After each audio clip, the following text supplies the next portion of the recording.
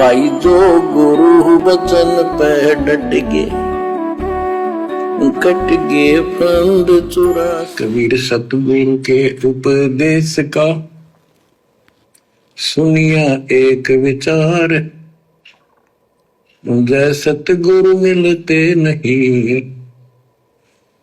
जाते नरक द्वार। कि मैं अपने पूज्य गुरुदेव भगवान के कितने गुणगान करूं, मैं उनकी कितनी महिमा करूं। उन्होंने मुझे अपनी शरण में लिया, ये अनमोल ज्ञान दिया, मुझे उपदेश दिया। अब यदि मैं विचार करता हूं, नाम उपदेश से पहले वाले अपने जीवन पर एक नज़र डालता हूं, तो मेरा तो जानवरों जैसा जीवन था, पशु जैसा जीवन था। अपने स्वार्थ के लिए ना जाने कितने लोगों को दुखी कर देता था, झूठ बोलता था, छल कपट करता था।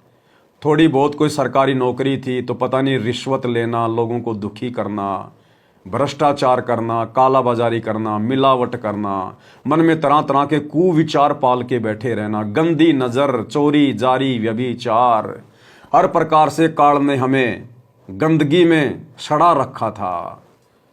और यदि हमें गुरु ना मिलते तो वर्तमान समय तक तो ना जाने हमारे ऊपर क्या क्या कुकर्म ये काल लागू कर देता, हमें घोर नरक का भागी बना देता। हो सकता है हमारा शरीर भी छूट जाता, हो सकता है किसी कुकर्म के कारण हम जेल में सड़ रहे होते। और आज गुरुदेव भगवान ने उपदेश देकर हमें धो मांझ कर अपने ज्ञान से, अपने आशीर्वाद से आज हमें इतना पाक और पवित्र बना दिया, इतना शुद्ध बना दिया कि आज हम चींटी को मारना तो दूर, यदि चींटी अपने रास्ते जा रही है हम उसको परेशान भी नहीं कर सकते, हम कोई व्यवधान भी नहीं कर सकते। आज यदि हमें कोई कहे कि ये चींटी जो आप देख रहे हो, आप इस चींटी को मार दीजिएगा, आपको 20 करोड़ रुपए मिलेंगे, आप ये चींटी मार दो।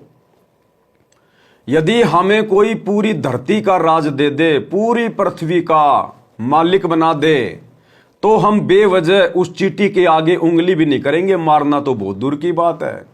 अगर वो अपने रास्ते जा रही है तो हम उसके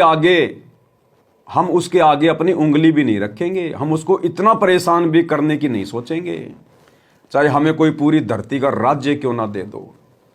अगर देश का प्रधानमंत्री कहे कि मुझे सिगरेट पीनी है और पवन दास ये माचिस की डब्बी देना जरा, सिगरेट पीने के लिए हम उसको माचिस की डिब्बी नहीं देंगे, भले वो देवताओं का राजा क्यों ना है, फिर पृथ्वी के राजा की तो औकात ही क्या है।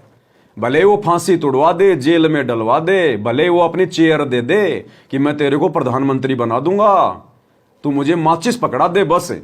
लेकिन सतगुरु रामपाल जी के भगत माचिस तक नहीं पकड़ाएंगे कुकर्म करने के लिए, ये गंदे कर्म करने के लिए। हाँ, यदि वो खाना पकाने के लिए, गैस जलाने के लिए मांग रहा है तो 100 बार देंगे। लेकिन जो नियम, जो मर्यादाएं हमें गुरुदेव ने हमें दे दी, उन मर्यादाओं के विरुद्ध यदि हमें कोई कितना ही लालच दे, कितना ही लोभ दे, कितना ही डराए, धमकाए, प्रेशर डाले, हम बिल्कुल नहीं झुकेंगे, अपने गुरु के वचन की लाज रखेंगे। और जब हम इतना दृढ़ निश्चय कर लेंगे, इतने संघर्षशील हो जाएंगे, तो परमात्मा फिर हमसे दूर नहीं है। परमात्मा कहते हैं जय तू चाल 1 कदम मैं चालूं कदम 60, जय तू हो जा काठ का मैं हो जाऊं लोहे की लाठ। पल पल सतगुरु गाय की तरह हमें अपनी नजर में रखता है, हमारी हर हरकत पे गुरु की नजर होती है। जो बच्चा गऊ की नजर में यूं साईं को संत, और भक्तों के पीछे फिर ये भगत वत्सल भगवंत। तो यदि हम गुरुदेव भगवान के उपकार पर एक नजर डालें तो भाई और बहनों, गुरुदेव ने हमें जानवर से देवता बना दिया, मानुष से देवता किया और करत न लागी वार। ऐसे हैं हमारे गुरुदेव भगवान, हमारे सतगुरुदेव भगवान। तो ये अनमोल कार्य परमेश्वर के बिना, कबीर देव के बिना कोई गुरु नहीं कर सकता, कोई आम व्यक्ति नहीं कर सकता। तो हमारे गुरुदेव स्वयं पूर्ण ब्रह्म परमेश्वर हैं।